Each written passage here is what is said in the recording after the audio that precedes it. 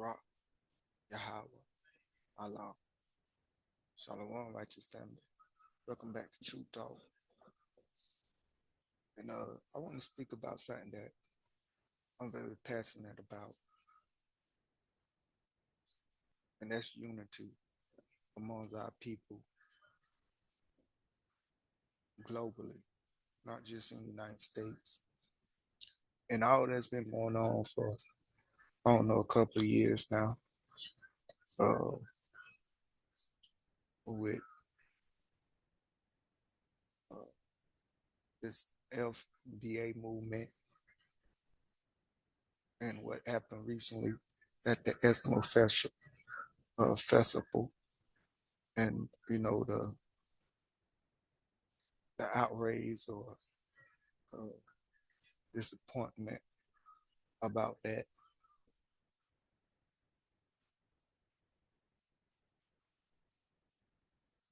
And I'm gonna just be straight up to let y'all know where I'm coming from. FBA, in my opinion, is a cult that's meant to divide the black people globally. Even if it was so-called founded by a black man. You know, the whole idea of understanding history and knowing where to aspire with the so-called house nigga and field nigga, they was at odds. Usually the house nigga told on the field niggas and took side with the master, the oppressor. And the house niggas hungry around one another. And the field niggas hung around field niggas. And these are the same people coming from the same bloodline. You know, the Willie Lynch letter, I'm not here to debate its authenticity. Is it real? Is it fake? Even if it is fake, the reality of it is real. What's important? You know how somebody come up with a story, and the story may be fake, but it got a meaning behind it. People want to argue is real, is it fake, and they missing the meaning. The Willie Lynch method or syndrome was to divide us. We all heard conquer and divide. And the FBA movement from its start, in my opinion, did only two things. They begged the white man for money, for reparation. Begging your oppressor for money. Give us reparation. We deserve reparation. But mainly, they beef with the diaspora, with the other melanated, what we would call black people in the diaspora. They're not like us. They still in our style. They still in this. They still. You know how many rappers I heard in their songs rap like they were Jamaicans? You know how many people was African American was inspired by Bob Marley?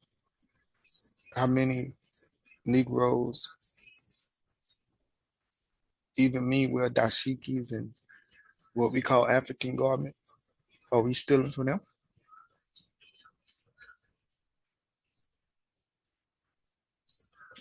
You see, it's like this. Yes, we got different cultures. Yes, we talk different. Yes, we got a little different ideology. And yes, on both sides, we must say hurtful and hateful things to one another. I hate black people when oh, the Africans don't like us. They this. Growing up, I remember when Africans used to come over here, we used to pick at them, call them African booty scratchers and jungle kids. We had all the jokes with them. So should they grow up and say, well, these African American, they don't like us. They mistreat us. So this, and then, oh, how black people go to Africa and they get taken advantage of. Uh, they get manipulated. First of all, how many black people in America, African American, that done stole from you and manipulate you? And so, like, it's just hypocritical and foolish. Like, we do this to ourselves. And, I know a lot of Africans. I came over there, I got robbed. Some thug robbed me. They did this, they did that. Because in Africa, in the country of Africa, all this robbing at gunpoint and breaking in people's cars, they don't do all that over there. Only over here in the West. And some Africans come over here and they get introduced to that. And guess what? It's our people that's breaking into their stuff and holding them up at gunpoint. So they go back to Africa and tell all Africa these Negroes are this way and that way. And yeah, you know, it's always dangerous when you try to lump everybody in a group and say, uh, because one person or a few persons think or do this, they all think and do this. Are there Africans that, uh, for whatever reason, feel a certain type of way about African Americans, negative, that say, we lazy, that say, we ain't got no culture? Yes, a lot of them have said that and feel that way, but not all Africans think and feel that way. There was a video of an African himself because he wanted to unite us. You see how they say you can tell when it's wicked because, as Scripture says, the word to destruction is broad. There's very few people trying to bring us together. There are so many people that's trying to bring us apart. But this African man was walking around his own country as an African. What do you feel about African Americans? And 97% of them was like, they are brothers and sisters. They are people. He was like, do you think they are people? And it was only a few Africans, like 3%, that was like, no, they've been over there in America too long. So they're Americans, they're not African no more. And their culture is different from ours. You can't let those few people that think like that and say all Africans think like that. There's another channel I like to look at every now and then called T3 and Me. An African American young man has been over there with his wife for years, doing good in Africa, telling people to come over there. But just like every place, he says, you know, you got to learn how to maneuver. When they come over here, they got to learn how to maneuver, learn the culture a little bit. But this idea of being a hypocrite and thinking that all Africans hate us or they all ham nights and they're not our people is one ignorant. It shows that, you just in your feelings and not speaking true facts. Because majority of the people over there on the continent are Hebrews. They may not be Israelites, but majority of them are Hebrews. And yeah, there's some Hamnites over there. But Bantu, an ethnic group where Hebrews stem from, is one of the largest ethnic group over there on the continent.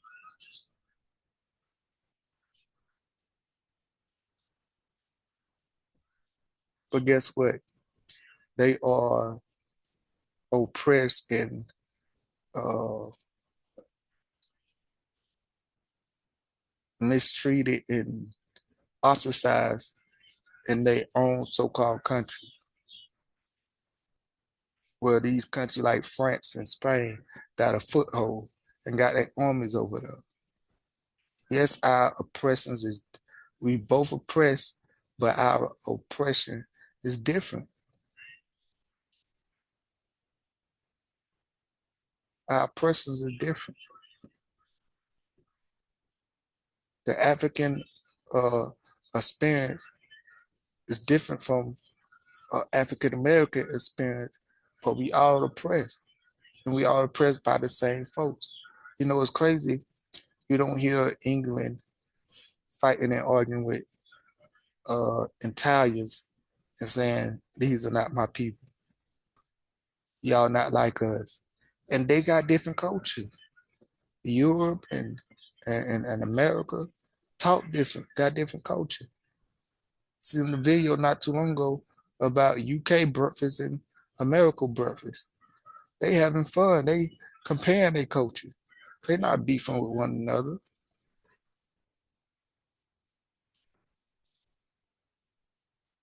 But like I was saying, when it comes to, yes, we got different cultures. We grew up in a different part of the world. I look at it like this. Let me put it in layman term for those that don't understand. I'm from the South. I talk with a South accent. I got a South swag. You could say I got a South mindset.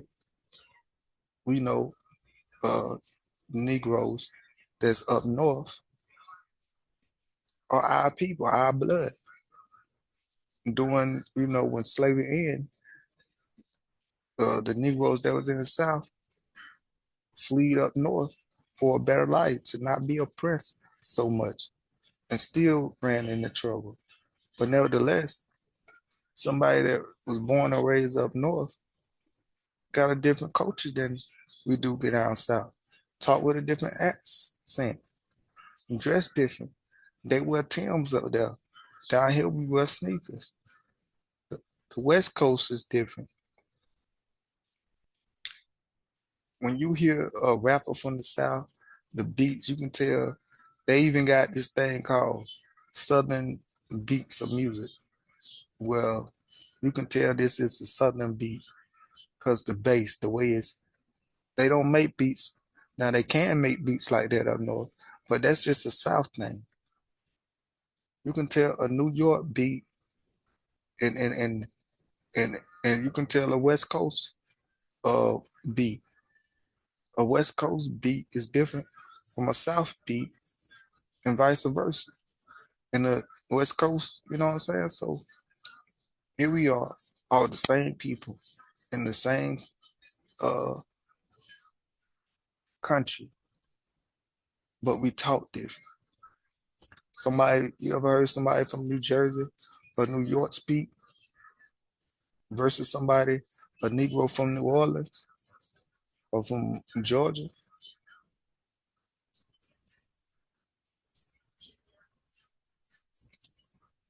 But we the same people. I got some family up north, and a lot of North people don't eat grits. Like they're like, grits? What's grits? I was like, you don't know what grits is? Down here in the South is, that's part of breakfast. And grits with some salt and pepper and butter, cheese grits. But a lot of Northern don't eat grits like Southern do. The food we eat down here is different from most of the food that Northern eat. So, but are we different? Or are we the same people? So we Black people in this country got different accent, different little culture, different little said culture, talk different from each other, dress different. How much more our brothers and sisters that scattered in the diaspora, that may be from Jamaica or Haiti or somewhere on the continent or in Cuba or anywhere, that they gonna talk different, dress a little different, their music gonna be a little different. And just as much as they gravitate to our style and swag, we do the same thing to theirs.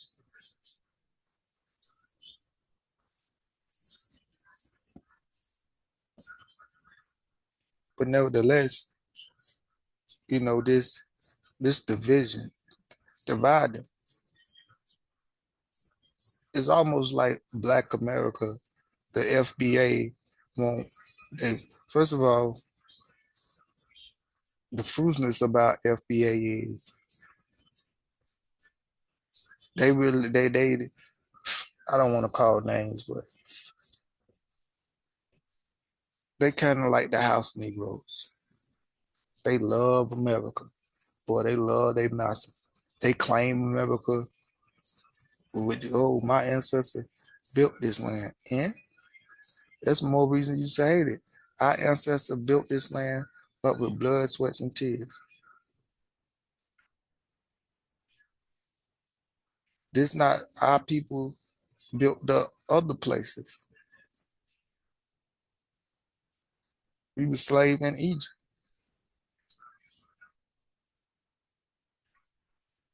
And everywhere so it's like, I love what my ancestors did. I'm proud to be from that stock of survivors, knowing what they've been through. I'm not proud of this country. I'm not claiming this country. So it's like, oh, my ancestor built this country and made it is what today. Hand claps to our ancestors.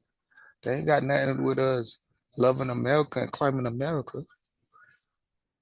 We was captured over here, oppressed over here. Many of our ancestors wanted to go back to Africa, the continent. We are still in the land of our captivity.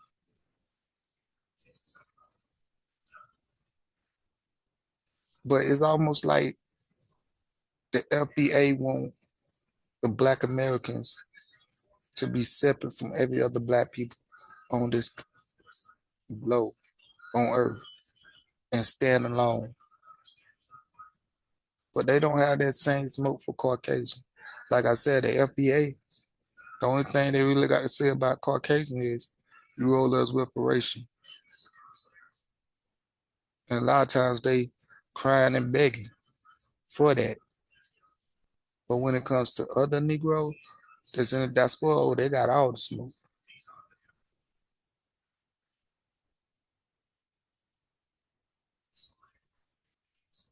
For what? Why do we hate our people so much? Why are we so quick to call them ham nights? You know why? Because, well, if we know it or not, we got, as the scripture says, do not envy your oppressor or choose none of his ways. We choose a lot of their ways. A lot of their thoughts and ideology is how we think and feel.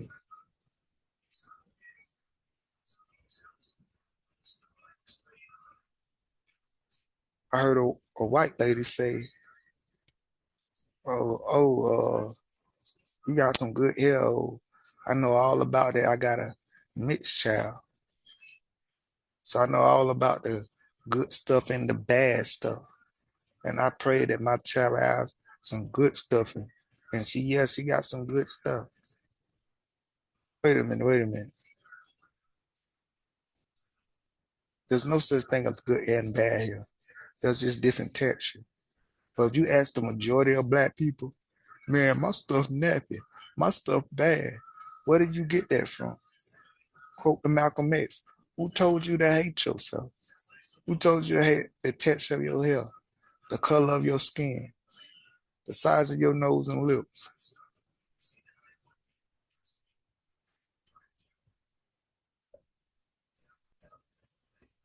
So this white woman that made it with a, a so-called Black man didn't like his hair. If you don't like his hair, don't want your child with kinky woolly hair, then don't have a baby by 'em. Let's let you know they can despise us, hate us, not like us, but still sleep with us. Not like certain things about us, but still sleep with us, just like in slavery. Did they not hate us, abuse us, said we was less than animals, but still went out there and raped the women? The women still forced the men to have sex with her. She was gonna say he raped her or tried to rape her.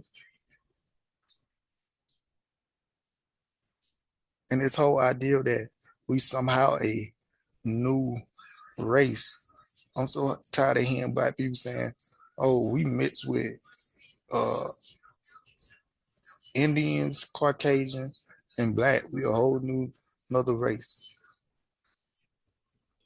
BS. Most of these people don't take no are not taking no DNA test, no DNA test that say that. And yeah, I know how most of y'all feel about taking the test, you know, but it goes back to you hear stuff and you just take it off face value and don't do your own research. There's this video I done seen many people playing this video of this Caucasian man said he sent in his dog DNA, and that's how you know that they was fake, because it came back and they said, you know, he was this, he was that. First of all, I find that funny, and maybe he is related to the dog. I'm not trying to be funny, but maybe they got the same type of hair as dogs. They get lights like dogs and animals, and when they get wet, they smell like wet dogs. So what are the odds that he been a white man sitting that dog DNA in, and they say, "Oh, this is a white man"? But beyond that, how do we know that's true? That's just what he said. He showed no evidence. He didn't show himself getting his dog DNA and sending it in. He just made a video and said that, and people run with it. When I hear things, I take a note of it, but if there's no solid proof, I don't go around regurgitating it and saying this is this and that is that. I may mention it, and to uh, make a suggestion or to further uh, make my point. But if I don't know it's facts, I'm not saying it. It's facts. Or acting like it's facts. But once again, when you take your DNA test, it's gonna go back to West Africa, to Ghana, to Ivy Coast, all up in the my people. And if you look at the Ghanaians and Kenya, man, those are those if they don't have the accent, because you got a lot of Africans, got Ghanaians in Kenya that grew up in America, and they talk like American, you can't tell that they African. And no, they're not jet black. That's another myth. All Africans are jet black. They come in different shades just like us. So this idea that because black people are brown and light brown, and that means we got the oppression blood in us, that we mix, that if you ain't jet black, that you got some type of oppression blood in you. There's a tribe over there in Africa right now that they said this tribe is the most secluded tribe, meaning the bloodline they have not mixed with any other race, and they brown skin. Now we know that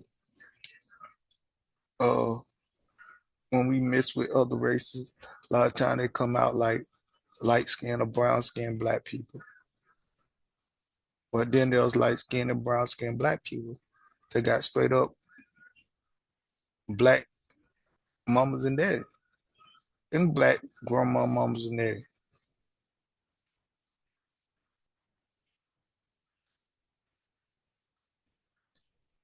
But I hope that what I'm speaking is speaking volumes. I pray and I hope that what I'm speaking is life because the Father's going to bring back the two sticks. If we are Judah over here in America, what do you think the other 10 tribes are? If we are Judah and Benjamin, what do you think the other 10 tribes are?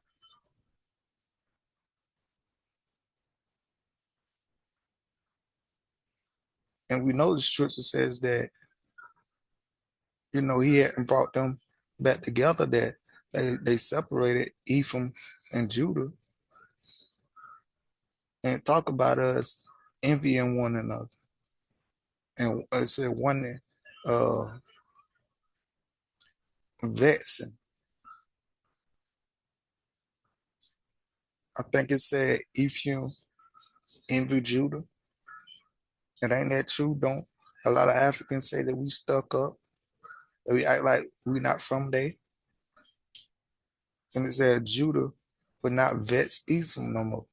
That vex me make angry, make upset, make mad, offend, make angry. Don't we make them angry when we say they African booty scratchers and all these names? Saying they from the jungle, they po. I remember going to school, they used to always pick at African, call them starving Ethiopians with big bellies and stuff like that. Just make fun of them, vexing them. But it's a shame that y'all can't see.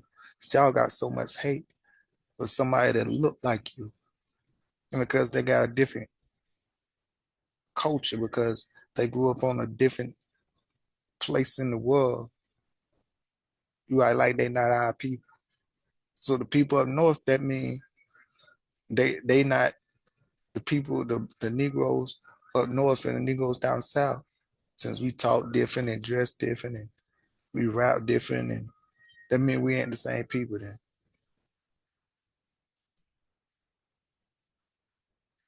We already divided in this country amongst Bloods and Crips and Poe and White and dark and light and your hood, my hood, and it goes on and on. How much more globally that the oppressor want us to not work together, want to divide us.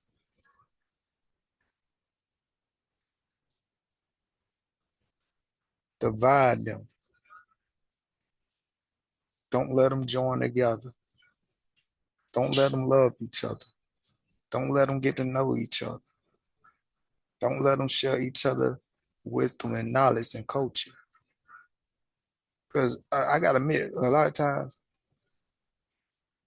us Americans, forgive me, us black people over here in America, we cocky. We act like we know it all. But a lot of the Negroes that's from the island, the diaspora, they know a lot of things we don't know about the land, about how to fish, how to do this, how to do that.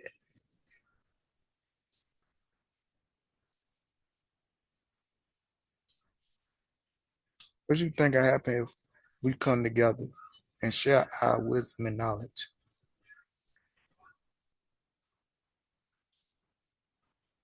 That we mix our music and make it even better. We mix our style, our lingo.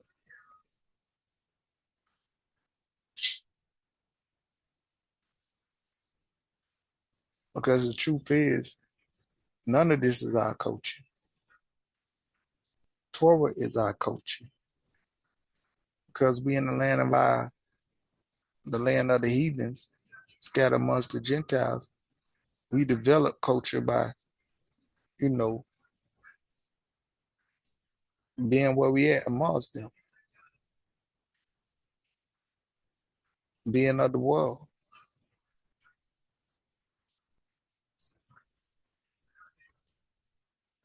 So why do you hate your brother?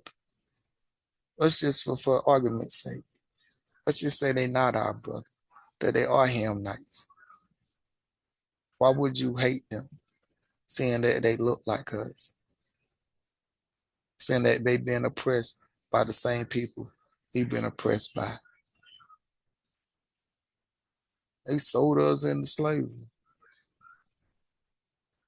Yeah, but they didn't keep us in slavery for 400 years. See, if I sell a gun, let's say I stole a gun and I sell a gun to somebody, and somebody used that gun to kill 100 people, and mine was part responsible. Yes, my action led to 100 people getting killed. But at the same time, when I sold that gun, I have no control over how that person gonna use that gun. So even though the part that I'm responsible for is stealing the gun and selling it illegal to somebody that I truly don't know, that's the part that I'm guilty for. But what he done with that gun is by his own action, his own will. I didn't make him do that. I didn't want him to do that. I didn't expect for him to do that. I just sold it to him. Now I was wrong because I stole it and I sold it to him and didn't know who he was. Because we forget that it was the white man that kept us in captivity for over 400 years. The Africans were raping us, ripping out our babies, hanging us. Matter of fact, if you listen to them, we know slavery or servitude was something big on the country. But they treated people like people. They didn't treat you less than a human. And after a while, you can be free. So they thought that these people gonna take us to a new land. We're gonna serve them for a while, and they're gonna let us free.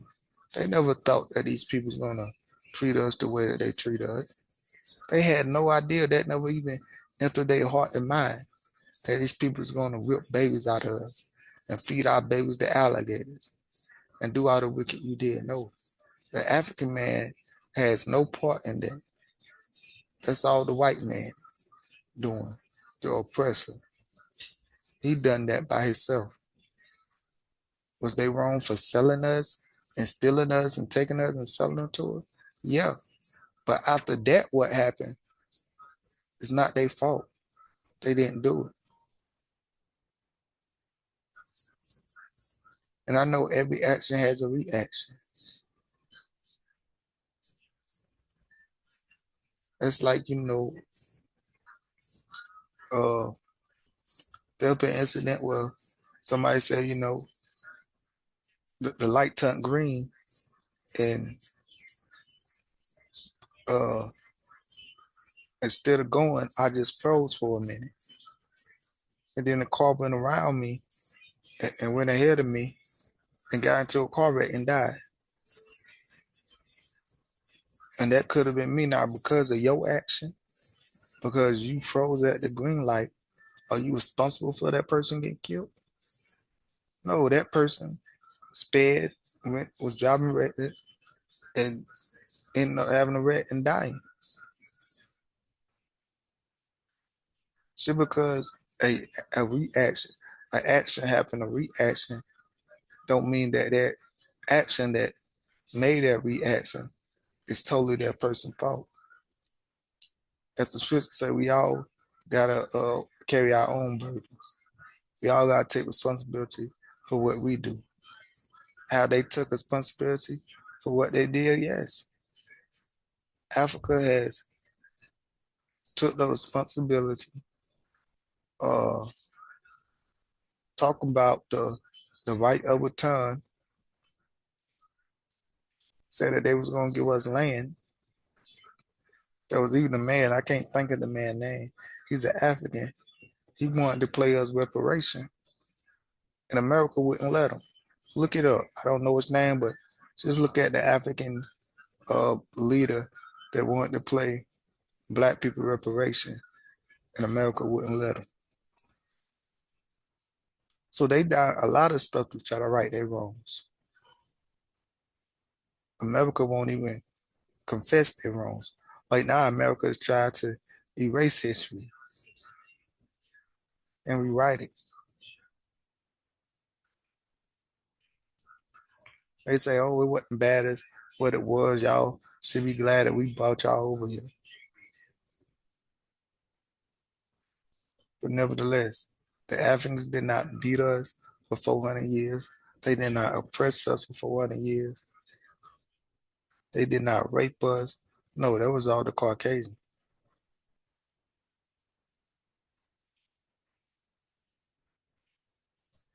But don't forget, the Indians also had us in slavery. It's funny. Africa only sold us into slavery, but the white man, the Arabics, even the Native American, had us as slaves and mistreated us.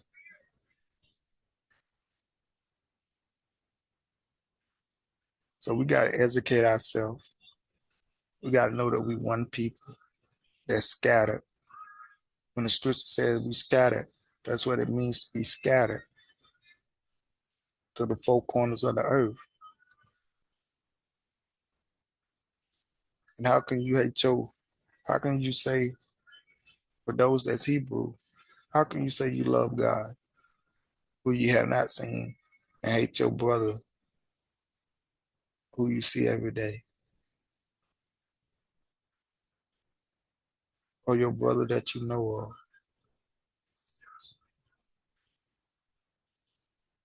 Where does hate come from? We don't want to see other black people have success.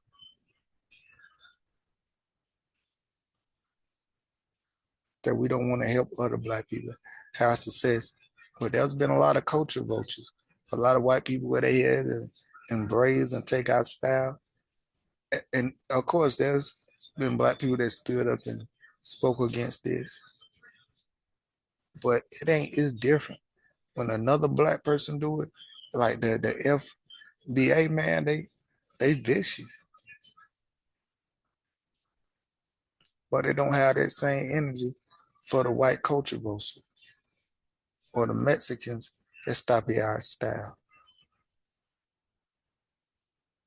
Did a couple of videos that they call them a culture vulture, say they got our style from us. But it's a different energy when, let's say, if a Jamaican man want to rap, but we actually let them come in our culture.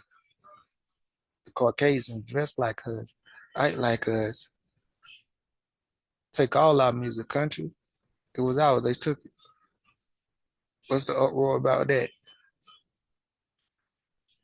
Rock and roll, they took it, made it their own.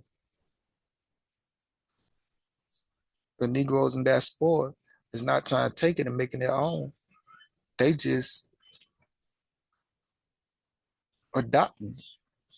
They're not saying we came up with this and this ours. They acknowledge where they got it from. But these same Caucasians coming here, like, but Mazda size or whatever her name is, make a few bucks off of us, a few dollars off of us, and then go back to like they all do, like it's just a phase.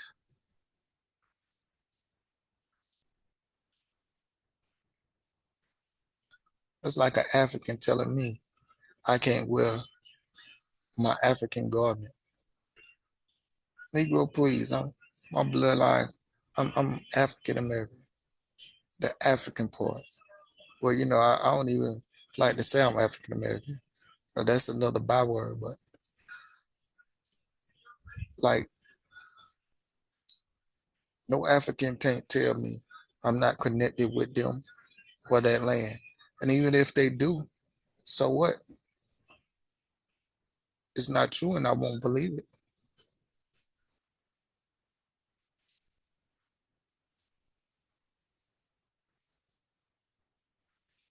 So, when it comes to certain things that, we adopt or, you know, use the African do. Uh, Matter of fact, I'm gonna come back with a list and shows everything that African American does or do that they got from other uh, Negroes in the diaspora,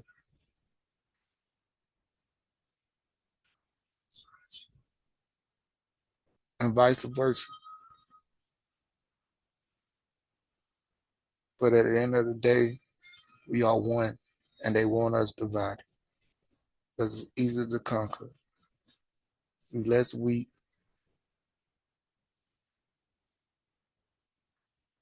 There's a wisdom that said a three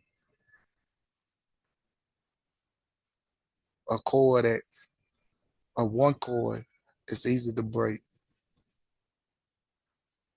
Two cords may be a little tougher, but you can even break two cords. But if you got three or more cords together, it's not easy to break.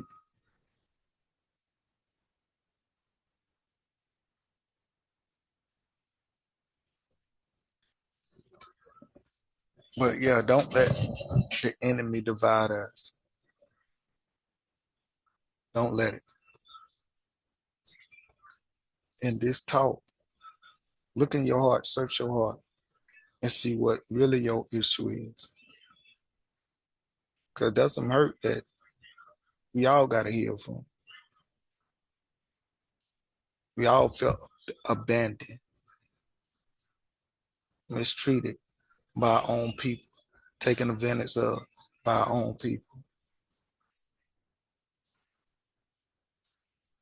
But we should never turn our backs on our own people or disown our own people.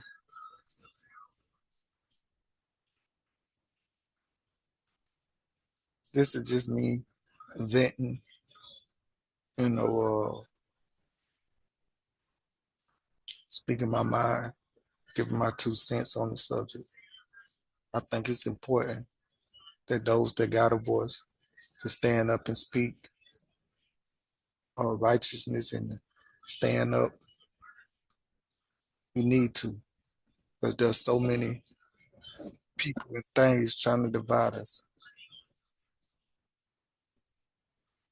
Whether we look alike or don't look alike, they all trying to divide us because they fear who we are and can be when we first submit to the Most High, believe in His Son, and return to the New Covenant. Because New Covenant is not just Christianity and faith; it's commandment with faith. Once we do that and unite,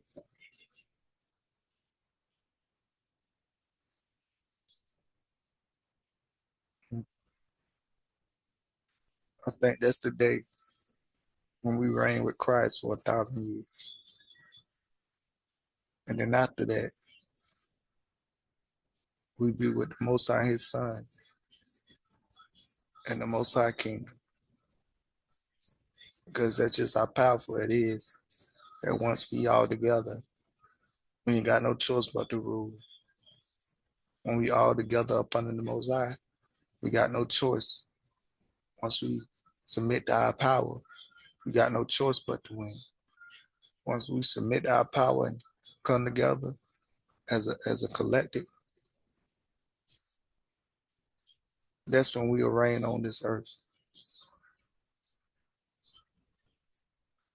And we need to see each other as brothers and sisters because that's what we are. But don't want to hold y'all too long. I think I done beat this horse a little bit long enough. But as always, let y'all be true and every man a lie.